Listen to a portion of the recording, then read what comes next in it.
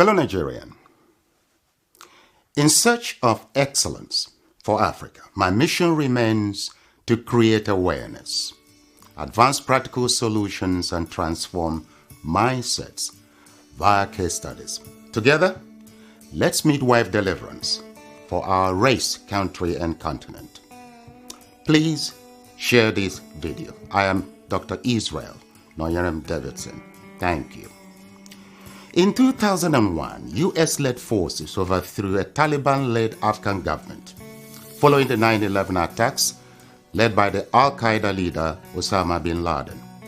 For the next 20 years, the US and allies enforced democratic ideals, built up Afghan security forces, and provided operational air cover. The Taliban continued to attacks. Now, eventually, under President Trump, the US promised to pull out if Taliban agreed to stop attacks and hosting terrorist groups.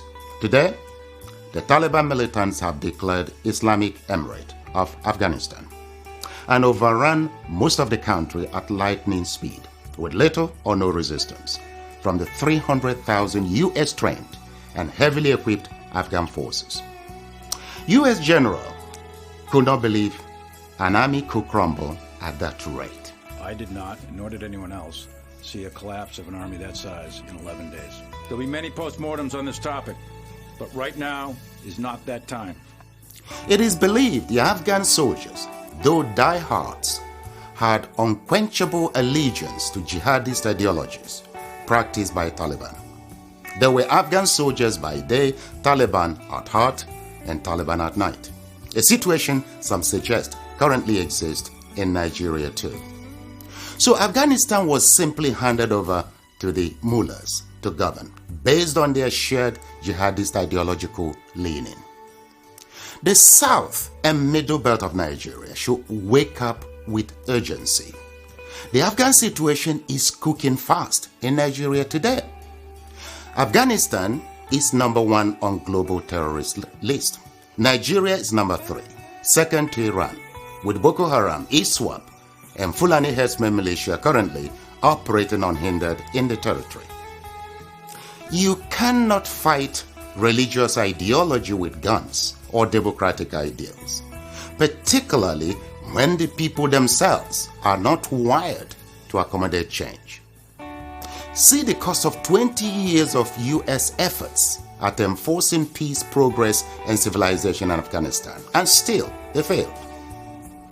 72 journalists and over 400 aid workers were killed. Between 66 to 69,000 Afghan troops killed. 2.7 million Afghans flee abroad and 4 million displaced citizens. 3,000 US troops killed, 21,000 wounded, and over 3,000 US private security contractors also killed. Over 1,000 NATO coalition personnel killed. $2.3 trillion spent prosecuting Afghan war. As with Afghanistan, the Nigerian armed forces cannot contain the spread of Boko Haram, ISWAP, and Fulani bandits. They have sympathizers within and highly influential individuals in the corridors of power who share jihadist ideologies. There are reports of emerging new and more deadly armed group in Zamfara state today. As in Afghanistan, should the ethnic nationalities in the south and middle belt break away today, in less than 16 weeks, ISWAP and Fulani bandits may likely take over the whole of the northeast and west and declare a caliphate or Islamic republic with little or no resistance.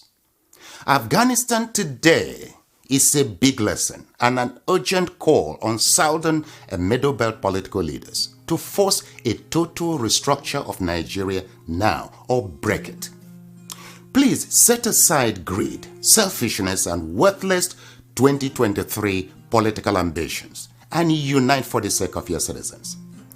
Despite unfolding calamities across Nigeria, Southern and Middle Belt Christians continue to take comfort in biblical texts alone, believing their lands are beyond conquer because God is alive. Of course, I believe He is.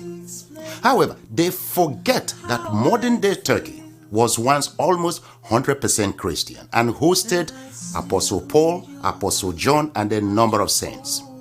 Nigeria is not as holier or much loved by God than Turkey and Afghanistan. Turkey was overthrown by the jihadists while the Christians had all eyes closed. Today, Turkey is more Islamic than Saudi Arabia. Nigeria, as currently configured, is sitting on a tinderbox. We have an army and those in power gifting thousands of militants, far worse than the Taliban, with amnesty, reintegration into society, logistics, and other incentives. Southern agitators demanding an end to the killings, raping, and displacement of citizens are hunted, killed, or detained without trial. In 2000, President Trump forced the release of 5,000 repentant and rehabilitated Talibans from prison and reintegrated them into the Afghan society. Many returned to the battlefield, worsened the security situation in Afghanistan, and strengthened Taliban to overrun the country.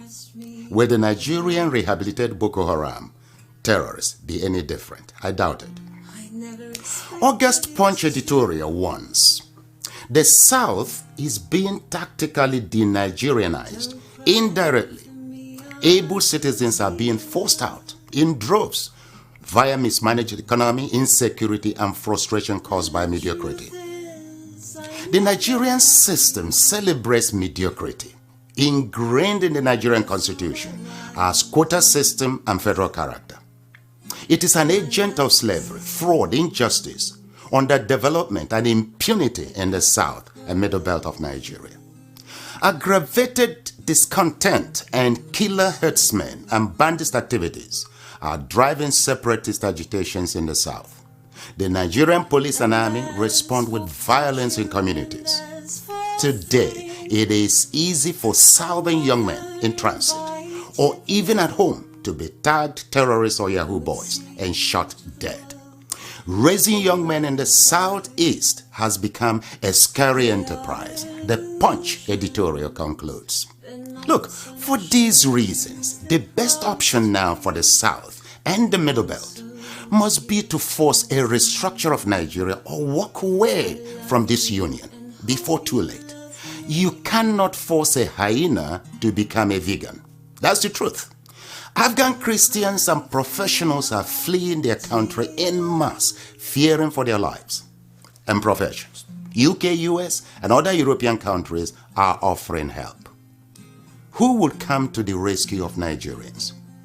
Should the South and Middle Belt, fail to act decisively right now? You see, time is running out. Now, those clamoring for restructuring are not doing so out of hatred for Nigeria, but because northern Nigeria is dragging the rest of the country back to the Stone Age and into the abyss with it. You see, now is the time to demonstrate political skills, leadership, vision, tenacity, courage, and immunity against Takir. To save Nigeria and generations to come, let's initiate a genuine dialogue now. Restructure or break up. Look, perhaps, as Bishop Kuka cried out loudly recently, it's time to end Nigeria so that people who want development can go ahead. God bless our homelands. Thank you.